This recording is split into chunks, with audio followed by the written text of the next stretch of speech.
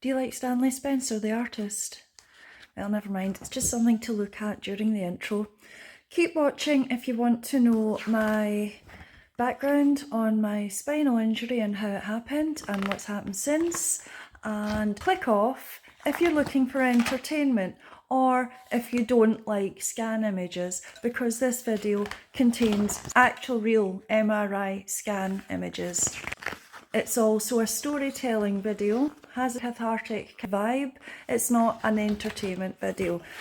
This video is just about background. It's all over the place because it's a really difficult subject matter and the view doesn't change much either.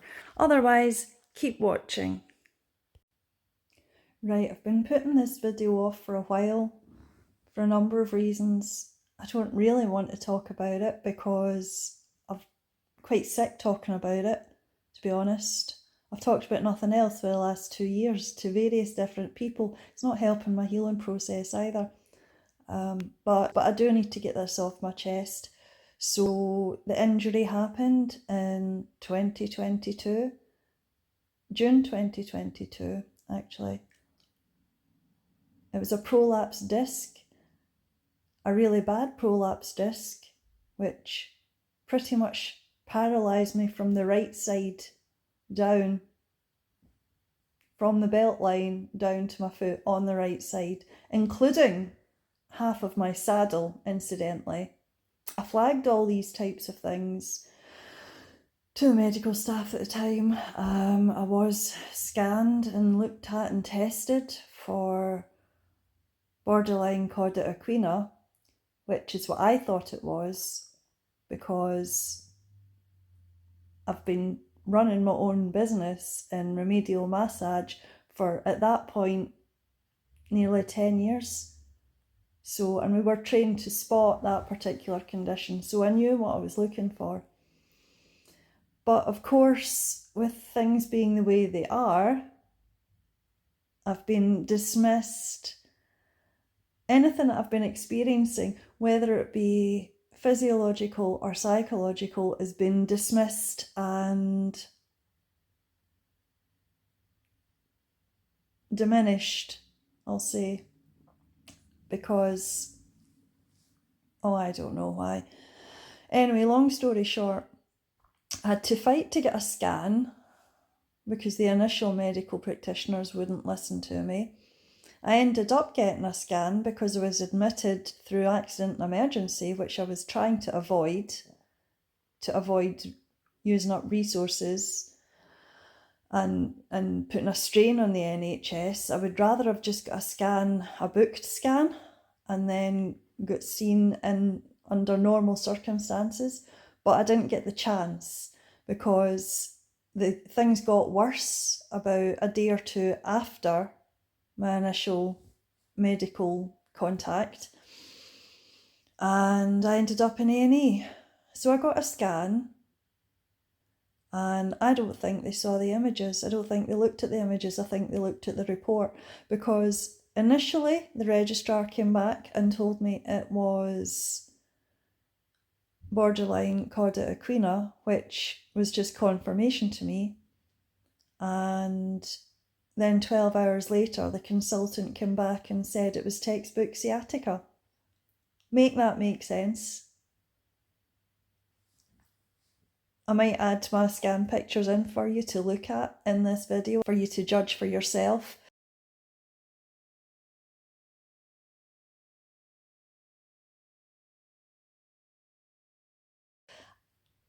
It doesn't take an expert to see that that image of a prolapse disc should have been given immediate surgery.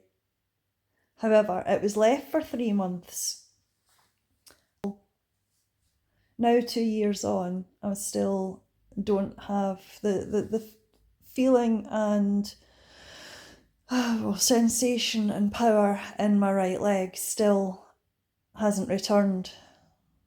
So in July 2022, I got my big toe back, so that's something to be grateful for. Another thing to be grateful for is I didn't lose my bowel or bladder, so that's good. But everything else is an absolute nightmare. Don't even get me started on the authorities. Obviously, I complained to 2 different health boards, and they diminished what I experienced, dismissed what I was telling them, they denied it, some of it even happened. Some of them lied through their teeth in their responses to my complaints. But anyway, I applied for what you call in Scotland adult disability payment in November 2022, and I'm still waiting. This is June 2024 currently. I was scheduled to have a tribunal because to be fair, they gave me an answer and said no, but they did give me some points. They just said no, I'm not eligible for it or entitled to adult disability payment. Then I'd asked for a mandatory reconsideration, you call it, which is kind of an appeal.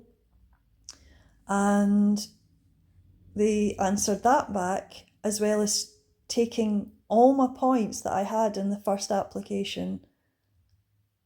They took them away. So I had, after the mandatory reconsideration, I now had 0 points. Explain that. In what world does that make any sense? Anyway, so now it's going to tribunal. The tribunal service came back and said, well, they scheduled me for a video tribunal because we requested a face-to-face tribunal and they said they didn't do them, and they scheduled a video call tribunal. That was in April 2024, so what, 2 months ago maybe? And when I tried to get in, I couldn't get in. So they adjourned it. Long story short, that went on for an hour and a half, me trying to get in, and what a carry on it was. And I can't even tell you the stress that was in that. Honestly, I can't begin to describe what the last 2 years generally have been for me. This is a short story comparatively. Although I might elaborate in further videos on certain subjects, because there's so many levels that this whole story is wrong that you wouldn't believe. It's just wrong on so many levels. But anyway, so back to the tribunal this April, it got adjourned. And it's been adjourned to September of this year. So that's 5 months it's been adjourned for. I have to wait a further, from April 2024, I have to wait a further 5 months to be heard, to even plead my case, to get the assistance that I require and have required for, at that point, it'll be almost 2 years. Remember, this is November 2022 that I applied for adult disability. That's almost 2 years. And in that time, I've spent most of my time is spent exhausted. I sleep through the day several times a day because if I do any task whatsoever, it's exhausting. That includes getting dressed, making a simple thing to eat that isn't toast. Sometimes that's tiring. Forget about having a shower. I mean, that's a performance in itself and exhausting. Remember that I only have on the right leg, the right side, I only have the big toe and the inside of my foot. So that's what I use to walk. And when I say walk, it's not even proper walking. So none of the rest of my foot or the whole of the back of my leg right up to my bum, and including my bum, is still missing.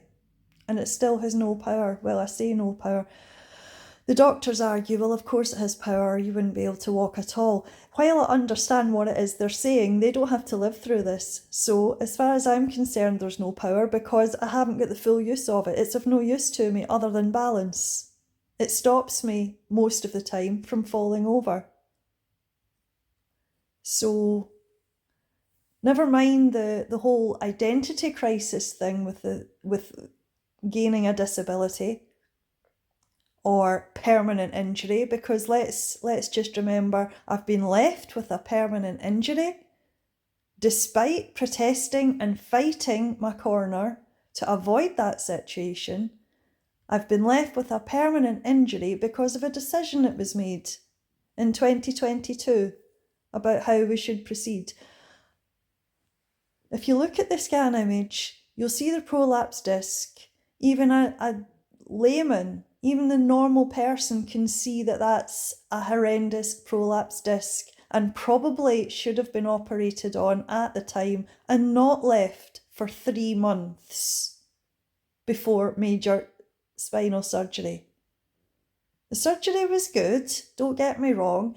What it did do was take away the excruciating, unimaginable and indescribable pain I had been experiencing for those 3 months. But it didn't recover my leg. So I've been left with permanent injury. They left that disc like that for too long. Clearly now evidenced by my current situation, my current condition. I still can't walk properly. If you try and imagine an old woman hobbling along the street, that's kind of the speed, that's what I am like. And to put this into context, prior to injury, I led a fully active and fulfilling life. So I did all sorts of sports. I used to do martial arts, and I gained my black belt in Taekwondo in 2015. So loved all that. Swimming, which would be good for this injury, apart from the fact I can't afford it. So I can't do swimming either. I used to play badminton, I used to run, I used to walk. I walked everywhere. I don't drive, so I've always spent my whole life walking everywhere, which is good for your health anyway, and I enjoyed it. Can't do that. I can't walk any long distances anymore. I can't do stairs, so that cuts out a whole load of life experiences. I pretty much lived the life of a 90-year-old woman.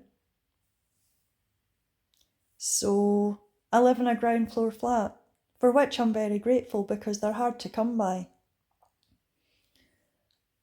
But, you know, what can I say? I'm in financial hardship because I can't work, because previous to this I was running my own remedial massage business. I had stopped it for lockdown right enough, because you shouldn't really be doing massage if there's any risk of infection. So to be safe, I had stopped it throughout lockdown, and I needed a break anyway. So that's what I did. And then I was going to diversify the business and into online business, so as I could run that alongside the physical massage side of things. And then I would have my bets hedged, and then I would be covered if there was more COVID. I would have online business to keep me going, you see. So I was trying to hedge my bets there. But just when I was in the point of looking at, building an online business and looking into all that and things, is when injury happened in June 2022. So I'm now behind 2 years. I have no online business because it wasn't built yet before I got injured, and now I've got no income apart from universal credit, and that's not enough to cover rent and bills. So it's all a bit of a nightmare, and I'm not going on camera because it's hard enough to talk about all this stuff without being on camera as well. I'll go on camera at some other point. maybe further down the line when I'm a bit happier about things, when things have progressed, when I'm in a better situation. I keep hopeful, I keep hoping things are going to change and get better. But this has been 2 years now. I haven't even begun to think about healing the trauma. That's another element, the mental side of things, because going through all that is traumatic. Going through an injury like that is traumatic. I haven't even dealt with that. Never mind all the trauma and stress of the things after that, with all the authorities and all the rest of it. It's an absolute nightmare. But anyway, I just wanted to give a bit of background on my injury. So, in short, in summary, it was a prolapsed disc that happened completely out of the blue, and when I went to put my jeans on one Saturday morning, and all of a sudden couldn't move and had to crawl down the stairs to get help. But anyway, that was June 2022. And then I was housebound for 2 months because I lived upstairs and couldn't get out. And I couldn't walk. I was paralysed from the right side down, as I say, on just the right side from the belt line. The left leg was fine, but I mean, I couldn't move with the pain anyway. And now here we are. I have no life, nor social life, because I can't keep up with any of my friends. I can't do social activities. I can't do any of the sports that I was doing. Or exercise. It's honestly, I don't even know where to begin. I'd say that I came on here to give a bit of background, but it's probably all over the place because I don't even know where to start with telling this story. Probably because I'm still in it. It hasn't actually resolved yet, so it's quite difficult to explain yourself through things when you're still going through something, to be perfectly honest. But that's the background. Hopefully I'll feel a bit better. I'll finish the video, and hopefully this will have helped to get it off my chest a wee bit. We'll see, but I might make further videos about it as well. I might want a few things off my chest about the DWP as well, especially since the other day I had, what is that, a compliance call with a so-called compliance officer who tried every trick in the book to get me to say that I have savings when I don't have savings. If I had savings, I wouldn't even be on benefits. I would like my life back the way it was. But anyway, he tried bullying, intimidating, he accused me of lying, he tried to put words in my mouth, he threatened me. So the upshot now is that I have a deadline to get evidence in, and if I don't get it in time, they'll stop my benefits. And they might stop my benefits anyway, because if they deem that I have savings, I have no savings. Now, I'm hoping that they'll decide that, but at the end of the day, it doesn't matter what they actually think. All they have to do is tick a box, and that's been the problem all the way along. Because if anybody actually looked at my case, they would see what I was dealing with. But it's not that. It's all politics, from what I can see, and bureaucracy. And if you don't say the right words in the right boxes, then you're on your uppers. That's it. You're pushed under the carpet, whatever. Apparently. So, and can I just make the point that when you're going through something physical like that, your head isn't in a place where you're able to fill out forms and deal with admin. It just isn't. Which is why I suspect most of the people who are applying for adult disability or PIP probably fail at the first hurdle. They probably fail in their assessment because they're not in a headspace to be able to deal and communicate effectively about what it is they've been going through. So really there should be people doing it for them, representatives, but that's another kettle of fish altogether, isn't it? But as I say, the compliance officer the other day, not related to my disability, he just wanted to make sure that I was being compliant. But I suspect it's to do with the Rishi Sunak drive to get as many disabled people into work and off their books as possible. It's a numbers game to them. And I don't think they care how they're going to do it. They're just going to do it. And they'll try every trick in the book to get them off their books. That's what I suspect. But we'll see. I'll have to try and get the stuff they're looking for in by the deadline that they've given me, which, by the way, wasn't the deadline they quoted on the phone. It's a different deadline, and it's a completely unreasonable deadline. So I have a few days to get that in, that evidence, and I'll be sending it recorded delivery, just to make sure they get it. But anyway, I'll no doubt at some point, if I can, I'll give an update on my situation. I also have another tribunal coming up later on in the month, but I don't hold out much hope for that. I went for that one under advice to do it, but I don't hold out much hope for it. But we'll see. We'll see. I think I'm certainly entitled to adult disability. That one I know for sure. And I'll give an update maybe on this compliance nonsense. Anyway, I might even not bother editing this video, so if it annoys you with all the ums and ahs and pauses in it, then apologies, but it's a difficult thing to talk about anyway. If you'll notice, I haven't even changed the camera angle. Sorry about that. I did plan on doing different views and things, but this is a type of subject where you're really better just talking about it. If you're going to talk about it properly, it's a really difficult subject to talk about in different places at different times. It's not that type of video. So,